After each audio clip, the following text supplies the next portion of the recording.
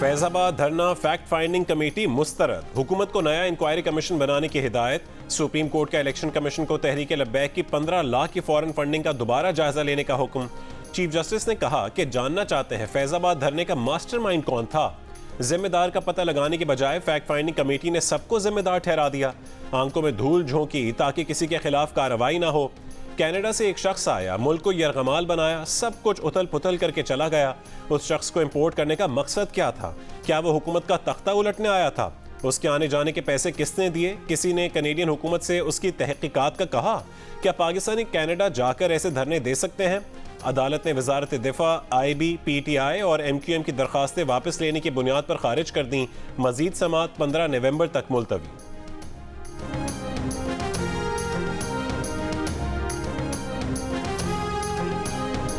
फैजाबाद धरना केस का मास्टरमाइंड कौन था? दो बड़ी जो है वाक़यात हैं उस धरने के जो आपको मास्टरमाइंड की तरफ जो है लेके जाते हैं। एक तो वो कि एक शख्स जो है इंसिस्ट करता है कि मैं इसमें गवाह बनूंगा इस एग्रीमेंट के ऊपर। जनरल फैज जनरल फैज साहब इसरार करते हैं और साथ कहते हैं कि जब तक मैं साइन नहीं करूंगा आपका ये मुआहदा जो है कामयाब नहीं होगा। इसी तरह बात है ना। दूसरी बात यह है कि उस धरने वालों का इतना लाड प्यार था कि उन सबको जो है घर जाने के लिए पैसे दिए गए। फैजाबाद धरने के mastermind general retired Faiz Hamid है। रहनुमा नून लीग और साबिक वजीर दिफा ख्वाजा आसिफ की प्रोग्राम कैपिटल टॉक में दो टोक गुफ्तगू। कहा धरने वालों के साथ मुआहदे में जनरल फैज हमीद के बतौर गवाह दस्तखत और धरने वालों को पैसे देने के वाकयात वाजे करते हैं कि मास्टरमाइंड जनरल फैज हमीद ही थे। मुस्लिम लीग नून के सेनेटर मुशाहिद हुसैन सैयद ने कहा कि चेयरमैन तहरीक इंसाफ और सियासी जमातों के साथ गुफ्तगू होनी चाहिए। नवाज शरीफ चेयरमैन तहरीक इंसाफ और दीगर सियासी जमातों से बातचीत कर सकते हैं क्योंकि नवाज शरीफ की सोच अब मुदब्बराना सोच है।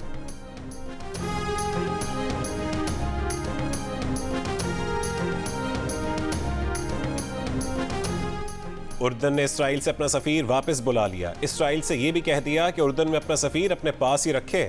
सफीरों की वापसी गजा में इसराइली बमबारी रोकने से मशरूत कर दी। बोलिविया के बाद कोलंबिया और चिली ने भी इसराइल से सिफारती ताल्लुकात खत्म करने का ऐलान कर दिया। इसराइल से अपने सफीर वापस बुला लिए। ईरान के सुप्रीम लीडर आयतुल्लाह खामेनाई ने मुस्लिम अक्सरियती ममालिक से इसराइल के बॉयकॉट का मुतालबा कर दिया। तेहरान में तलबा से खिताब में कहा है कि मुसलमान ममालिक को सेहूनी रियासत से मुआशी ताउन नहीं करना चाहिए बल्कि तेल और खुराक की बरामदात रोक देनी चाहिए। गजा के अवाम पर दबाव डालने वालों में सिर्फ सेहूनी रियासत शामिल नहीं है।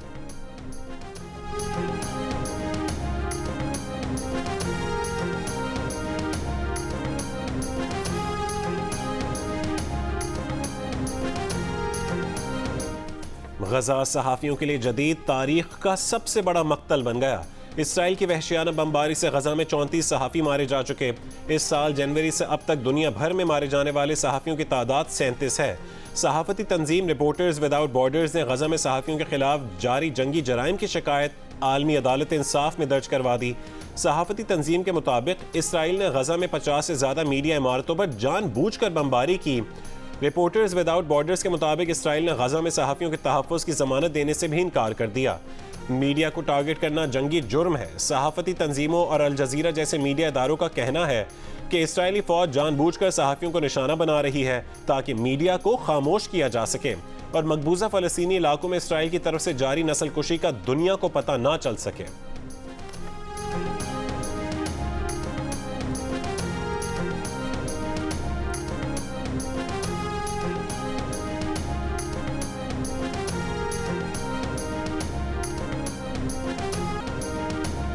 गजा और मिस्र के दरमियान रफाह बॉर्डर क्रॉसिंग इंसानी बुनियादों पर खोल दी गई। 80 से ज़्यादा शदीद जख्मियों को मिस्र मुंतकिल कर दिया गया।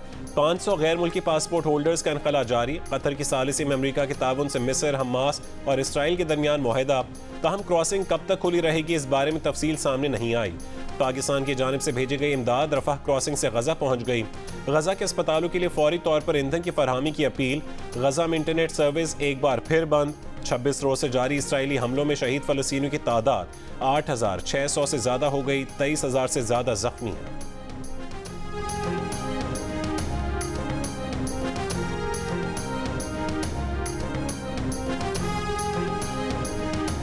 गजा में हमास से लड़ाई में 24 घंटों में 16 फौजी मारे जा चुके। इसराइली फौज का एतराफ सामने आ गया।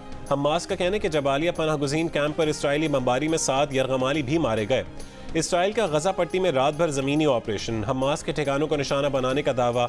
यमन के हूसियों के मिसाइल हमलों के बाद इसराइल ने मिसाइल बरदार कश्तियाँ बहरा अहमर में तैनात कर दी। सल्तनत ओमान ने इसराइली परवाज़ों के लिए फ़ज़ाई हुदूद बंद कर दी। हुकूमती डेडलाइन खत्म होने के बाद मुल्क भर में गैर कानूनी गैर मुल्कियों की मुल्क बदरी का ऑपरेशन, गिरफ्तारियों और कैंपों में मुंतकली जारी। इस्लामाबाद में पुलिस का E11 में ऑपरेशन, मुतादिद गैर कानूनी गैर मुल्की थाना गोलड़ा मुंतकिल। रावलपिंडी में मकामी थानों के कवायद के मुताबिक गैर कानूनी मुकीम अफगानों की तलाश जारी है। 64 गैर कानूनी अफगान बाशिंदों को 2 बसों में अफगानिस्तान भेज दिया गया। अडियाला जेल में कैद अफगान पनाह गुज़ीनों की दस्तावेजात की जांच पड़ताल। कराची में सदर के करीब गैर कानूनी मुकीम 4 गैर मुल्की गिरफ्तार। चमन के मुख्तलिफ इलाकों से दर्जन भर गैर कानूनी तारिकीन वतन जेर हिरासत। चमन बॉर्डर से पैदल आमदोरफ्त के लिए लोकल दस्तावेजी सिस्टम मनसूख। पासपोर्ट के बगैर पैदल आमदोरफ्त मुअत्तल। बॉर्डर क्रॉसिंग वीज़ा पासपोर्ट पाकिस्तानियों के लिए भी लागू कर दिया गया। वजारत दाखिला के मुताबिक गैर कानूनी मुकीम 1,40,322 अफराद रज़ाकाराना अपने ममालिक वापस जा चुके हैं।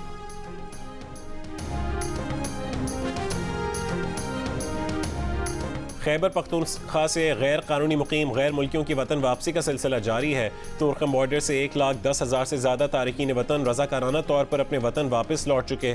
बलोचिस्तान के निगरान वज़ीर इत्तलात जान अचकज़ई ने कहा है कि सिंध और पंजाब से गैर कानूनी मुकीम अफराद के काफिलों को बलोचिस्तान के रास्ते उनके मुल्क भेजा जाएगा। ऑपरेशन किसी कम्युनिटी के खिलाफ नहीं, गैर कानूनी मुकीम अफराद के खिलाफ है। सूबे में अभी तक गैर कानूनी मुकीम 100 अफराद को हिरासत में लिया गया है। जाली शनाख्ती कार्ड भी मनसूख किए जाएंगे।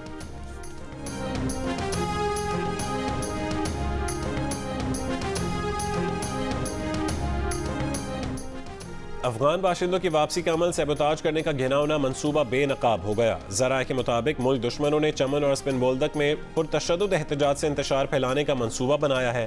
कैंपों में या नकलो हरकत के दौरान शरंगेजी की जाएगी। मज़मूम अनासिर को सिक्योरिटी एहलकारों की अफगानों से जोर ज़बरदस्ती की तस्वीर और वीडियोज़ बनाने का टास्क दिया गया है। इन तस्वीर और वीडियोज़ को पाकिस्तान के खिलाफ बतौर प्रोपेगेंडा इस्तेमाल किया जा सकता है। पाकिस्तानी साइट पर क्रॉसिंग पॉइंट्स पर अफगान बाशिंदों पर फायरिंग का भी मंसूबा है। घिनौने मंसूबे का मकसद इनखला का अमल सैबोताज करके पाक अफगान कशीदगी बढ़ाना है।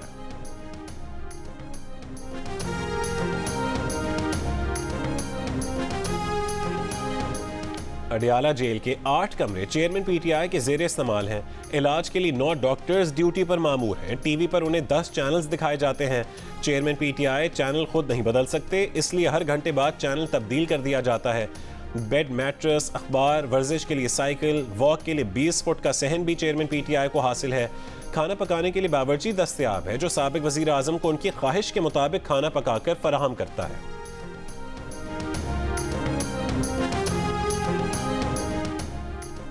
जियो और डॉन को डिफेंस और कैंटोनमेंट हाउसिंग में क्यों बंद किया था? चेयरमैन पैमरा से चीफ जस्टिस सुप्रीम कोर्ट का सवाल पूछा। क्या अब भी जियो और डॉन की नशरियात डिफेंस और कैंटोनमेंट एरियाज में बंद है? चेयरमैन पैमरा ने जवाब दिया, नहीं, अब ऐसा काम नहीं होता। साबिक चेयरमैन पैमरा अफसार आलम ने बताया कि जनरल रिटायर्ड फैज हमीद ने नजम सेठी का प्रोग्राम बंद करने की बात न मानने पर उन्हें ओहदे से हटवा दिया। जियो और डॉन के असल नंबरों पर बहाली भी उनका जुर्म था। जबकि लोगों को एहतजाज पर उकसाने वाला टीवी चैनल बंद किया तो जनरल फैज हमीद ने फोन करके उसे खोलने के लिए दबाव डाला। चीफ जस्टिस से पूछा, कमीशन बना तो क्या आप वहां उन लोगों के सामने भी यही बोलेंगे जिन पर इल्जाम लगा रहे हैं? अफसार आलम ने कहा कि वो तब भी यही बयान देंगे। चेयरमैन पैमरा सलीम बेग से अदालत ने पूछा, आपको नजरसानी दरखास्त दायर करने का किसने कहा था? अदालत ने रिमार्क्स दिए कि चेयरमैन पैमरा को किसी खुफिया ताकत ने नजरसानी दरखास्त दायर करने का कहा होगा और उस वक्त चेयरमैन पैमरा कठपुतली बने हुए थे।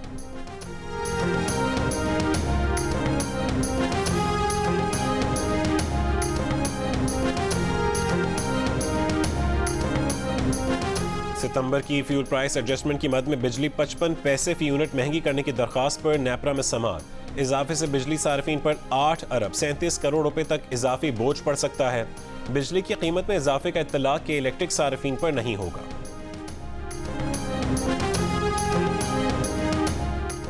वर्ल्ड कप में जनूबी अफ्रीका की फतह का तसलसल बरकरार। न्यूजीलैंड को एकतरफा मुकाबले में 190 रन के बड़े मार्जिन से शिकस्त दे दी।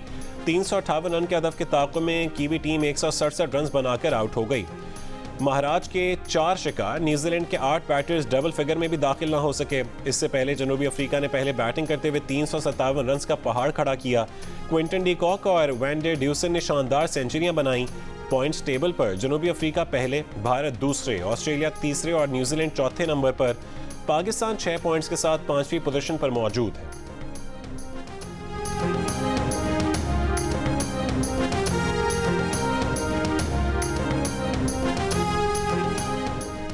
न्यूजीलैंड की बदतरीन शिकस्त ने पाकिस्तानी मद्दाहों की सोई हुई उम्मीदें फिर जगा दी। जो यूं होता तो क्या होता की सूरत हाल बनने लगी। न्यूजीलैंड की एवरेज भी गिर गई, लेकिन वो अब भी पॉइंट्स टेबल पर चौथे नंबर पर मौजूद है। पाकिस्तान अपने बकिया 2 मैचेस में न्यूजीलैंड और इंग्लैंड को हरा दे, फिर कीवी टीम श्रीलंका से शिकस्त खा जाए, तब पाकिस्तान की फाइनल 4 के लिए राहें आसान हो सकती हैं। ऐसा सिनेरियो पहले भी बनता रहा है। सोशल मीडिया पर मरहूम मोइन अख्तर का एक क्लिप वायरल होने लगा।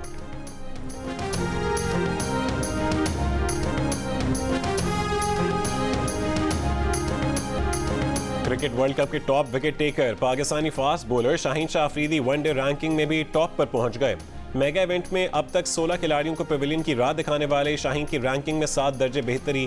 बैटर्स की रैंकिंग में कप्तान बाबर आजम की पहली पोजीशन बरकरार, लेकिन नंबर 2 भारत के शुभमन गिल से सिर्फ 2 पॉइंट्स का फर्क रह गया।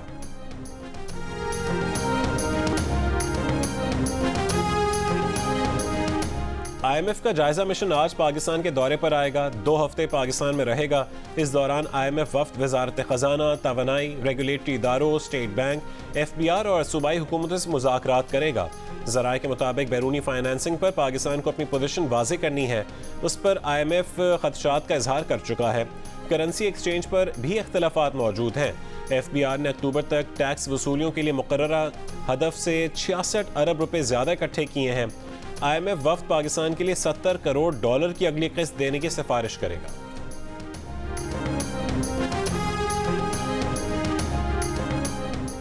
इलेक्शन कमीशन ने तहरीक लब्बैक की फॉरेन फंडिंग को मूंगफली के बराबर लिखा। इलेक्शन कमीशन खुद मान रहा है कि 15 लाख की फॉरेन फंडिंग हुई।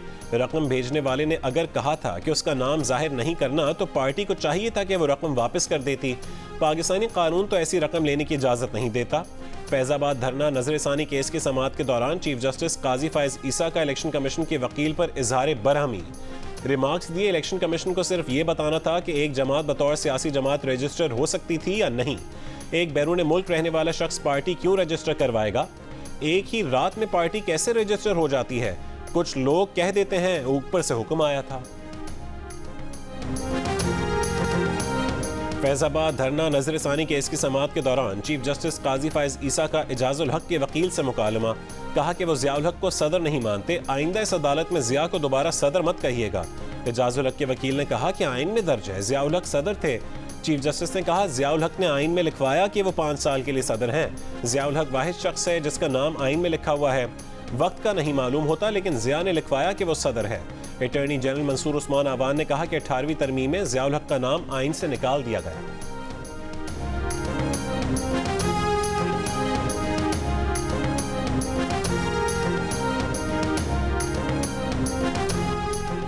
जिला कुरम में जिरगा कामयाब। कबाइल के दरमियान 9 रोज से जारी झड़पें रुक गईं। जिरगा रुकन नूर जफ का कहना है कि ज़िला इंतजामिया और फोर्सेस के हमरा जिरगे ने कामयाब मुज़ाकरात किए। पुलिस के मुताबिक 2 कबाइल में झड़पों में 55 अफराद जाँ बहक और 105 जख्मी हुए। सिक्योरिटी फोर्सेस का यूरोप के इलाके संबाजा में खुफिया इत्तला पर ऑपरेशन। 6 दहशतगर्द मारे गए। ISPR के मुताबिक ऑपरेशन के दौरान दहशतगर्दों और सिक्योरिटी फोर्सेस में फायरिंग का शदीद तबादला हुआ। हलाक दहशतगर्द सिक्योरिटी फोर्सेस के खिलाफ दहशतगर्द कार्रवाइयों और शहरियों की टारगेट किलिंग में मुलव्विस थे। निगरान वफाकी वजीर दाखिला सरफराज बुगटी ने कहा है कि BNP मैंगल ने लापता अफराद और डेथ स्क्वाड के मामले पर धरना दिया। डेथ स्क्वाड वो हैं जिन्होंने 5000 सिविलियंस कत्ल किए। BLA ने 2010 में ये सारी कत्ल गारत कबूल की। हमने उन तंजीमों से अख्तर मैंगल को नहीं जोड़ा। वो खुद जोड़ना चाहते हैं तो उनकी मर्जी है। सेनेट में इज़हार ख्याल करते हुए सरफराज बुगटी का कहना था कि BNP मैंगल हुकूमतों का हिस्सा रही है, उस वक्त उन्हें फोरम्स को इस्तेमाल करना चाहिए था।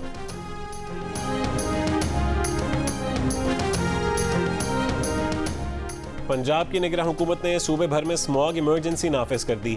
1 महीने के लिए तमाम सरकारी और निजी स्कूलों में मास्क पहनना लाजमी करार। निगरान वजीर आला मोहसिन नकवी की अवाम से भी मास्क के इस्तेमाल की अपील।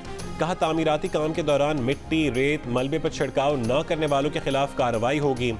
इससे पहले लाहौर हाई कोर्ट ने स्मॉग की मौजूदा सूरत हाल का जिम्मेदार पंजाब हुकूमत को ठहराया था। फौरी स्मॉग इमरजेंसी नाफिज करने की हिदायत की थी। दूसरी जानिब माहिरीन माहौलियात का कहना है कि स्कूलों की छुट्टी और ट्रांसपोर्ट बंदिश से फर्क नहीं पड़ेगा।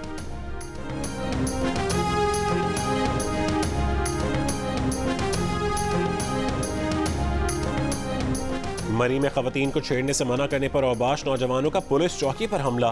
पुलिस एहलकारों पर तशद्दुद किया, कांस्टेबल जख्मी। मुल्जिमान ने एहलकारों से सरकारी असलहा, मोबाइल फोन्स भी छीन लिए।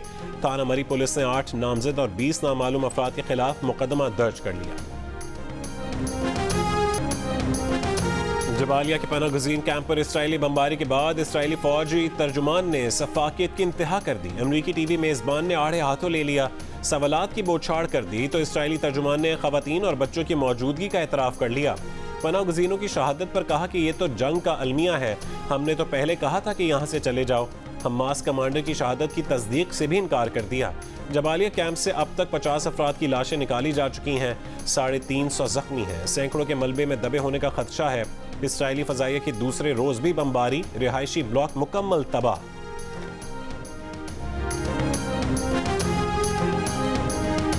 सेनेट में मजलूम फलस्तीनियों से जारी यकजहती के लिए करारदाद मुतफ़िक़ा तौर पर मंजूर।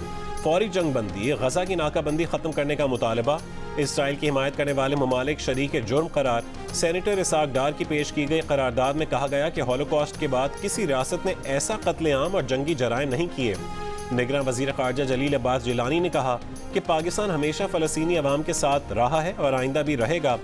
सेनेटर इरफान सिद्दीकी ने कहा है कि उम्मत मुस्लिमा कहीं नजर नहीं आ रही, हम सिफारती महज पर कुछ नहीं कर पा रहे। सेनेटर हाफिज अब्दुल करीम ने अरबी में तकरीर करके फ़लस्तीनियों से इजहार यकजहती किया। सेनेटर बहरामन तंगी ने कहा है कि फ़लस्तीन के लिए माली इमदाद का ऐलान करने की ज़रूरत है।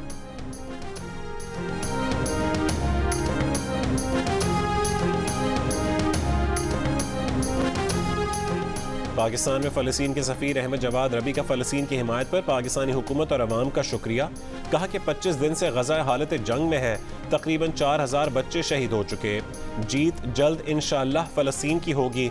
मस्जिद अक़सा में एक दिन पाकिस्तानियों को खुशामदीद कहेंगे, फ़लस्तीन आने की दावत देंगे। कौमी क्रिकेट टीम के साबिक कप्तान और पीसीबी टेक्निकल कमेटी के साबिक रुकन मोहम्मद हफीज़ पीसीबी चेयरमैन ज़क्का अशरफ के दिफा में मैदान में आ गए। एक इंटरव्यू में कहा कि एशिया कप और वर्ल्ड कप की टीम बनाने के लिए चेयरमैन पीसीबी ने कप्तान बाबर आजम और चीफ सेलेक्टर इंज़माम उल हक को मुकम्मल आज़ादी दी थी। चेयरमैन पीसीबी ने टीम के इंतखाब के लिए मैनेजमेंट को हर मुमकिन सहूलत और तावन फराहम करने की यकीन दहानी भी करवाई थी।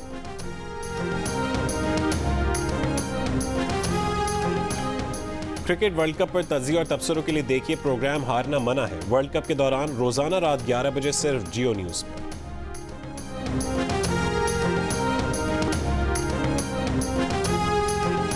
फुटबॉल वर्ल्ड कप 2034 की मेज़बानी सऊदी अरब करेगा। फीफा की जानिब से बाज़ाब्ता ऐलान अगले साल के आखिर में किया जाएगा। 2034 के वर्ल्ड कप फुटबॉल के लिए सऊदी अरब और ऑस्ट्रेलिया ने मेज़बानी की पेशकश की थी। ऑस्ट्रेलिया मेज़बानी की पेशकश से दस्तबरदार हो गया है।